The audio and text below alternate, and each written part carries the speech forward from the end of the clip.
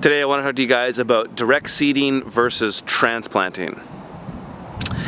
Now, some people have been asking when is a good time to direct seed something and when is a good time to transplant something. So let's look at some of the crops that I have around me here. We've got some arugula, we've got some red Russian kale, we've got some salanova. Behind me we've got some spinach.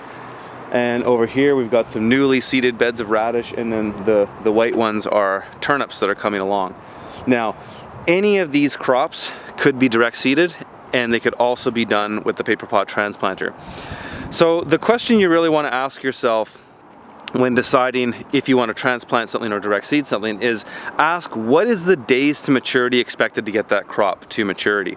So for example, at this time of year, this is summertime, red Russian kale direct seeded in the ground is about 20 days to harvest, from seed to harvest for the first cut, and then I'll get a few cuts after that. So is it worth the time and resources to do that with a paper pot transplanter at this time of season? I would say probably not. However, if I wanted to do that crop in my greenhouse in the winter, say I wanted to plant that in February, it might be worthwhile doing it with the paper pot transplanter, because germination takes so much longer when the season's cold and the daylight hours are so much less, that in that case it might be, because if I were to direct seed that crop in the middle of winter in a greenhouse, even if it's slightly heated, that crop might take 45 to 60 days, but if I did it with the paper pot transplanter, I could probably get it in 30 or less. So in that case, it might be worth it.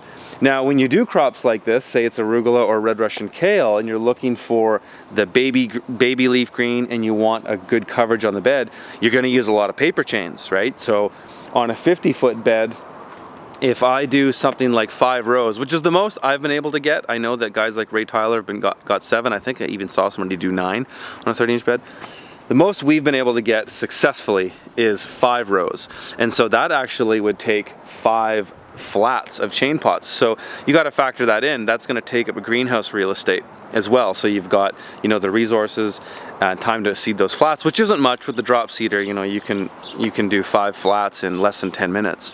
But it's more the resources, the cost that you have for the chain pots, which on a bed like red Russian kale isn't much. We've already harvested at least 20 pounds on that in the first 1.5 cuts. So it's made its money. So paper chains isn't that much. It's more the greenhouse real estate that it takes up. And if you've got lots of area in your greenhouse, then it's not an issue. So those would be the main factors I'd be looking for and considering.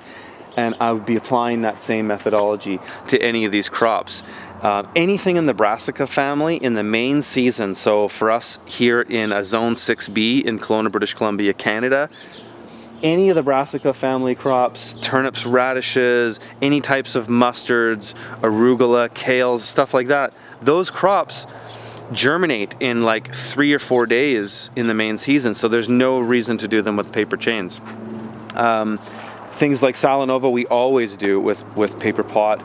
I find the seeds too expensive to justify direct seeding it, though I know some people that do it, but most people I know transplant it and in fact do the paper pot transplanter. Now there's one exception though that might be interesting in the case of spinach. Now spinach prefers a cool weather crop, and the only time I do the paper pot transplanter with spinach is when I do overwintering crops. So in October or November, we will do paper pot beds with spinach at 5 rows with 2-inch chain pots. We're using the 5.5 millimeter drop seeder for that. But the summertime might actually be an interesting time to do spinach with paper pots, because in some climates that get really hot in the summer, like in our area, it's hard to get spinach to germinate. And there's a technique some people do called seed priming, where you'll soak the spinach seed for a night, and then you'll dry it out in the morning. You'll let it dry on a rack, and then you'll plant it. So sometimes they'll direct seed from there, but you could also do the same thing and then let it get a bit dry, put it through the drop seeder, plant your flat. Apparently this helps you get good germination when it's hot. and then you could transplant it, you know, 2 weeks later or something, and then you're going to get germination. Because one of the things that happens with spinach is in the summer when it's really hot and dry, it just won't germinate. The other thing that happens is that if it gets too hot too quick, it bolts. So you certainly want to look at different types of spinach varieties in that regard. You know, you want to look for things that say slow bolt or no bolt. There's really no such thing as no bolt spinach in my experience. There might be slow bolt. Space has been the best variety for me overall, but I did grow a variety for the last couple of years in the summer called Avon that was pretty good as well.